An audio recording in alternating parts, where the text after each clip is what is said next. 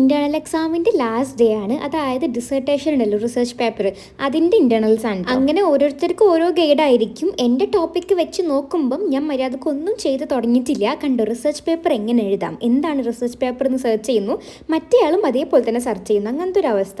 അങ്ങനെ കുറച്ച് നേരം ലാബിൽ പോയിരുന്നു. അപ്പോൾ AC വർക്ക് ചെയ്യണില്ല അവിടെ, അതുകൊണ്ട് നല്ല ചൂടുണ്ടായിരുന്നു.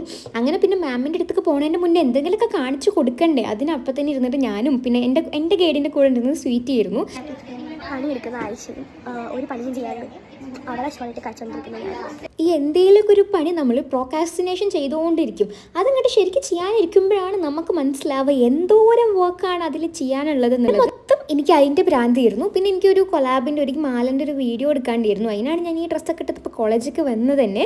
അത് കഴിഞ്ഞിട്ട് ഞാനും സൗവും ഞങ്ങളെല്ലാവരും കൂടെ ഫുഡ് കഴിക്കാൻ പോയി. ഫസ്റ്റ് ഞങ്ങളൊരു നൂഡിൽസ് ഓർഡർ ചെയ്തു. ഞങ്ങൾ എന്ത് വാങ്ങിയാലും അത് ഷെയർ ചെയ്തിട്ടാണ് കഴിക്കുക. അപ്പം നമുക്ക് കുറേ സാധനം മേടിക്കാൻ പറ്റും. അങ്ങനെ പിന്നെ മോമോസും ഈ ഒരു പൊട്ടാറ്റോ ഒക്കെ തിന്നിട്ട് ഞങ്ങൾ നേരെ റൂമിൽ പോയി.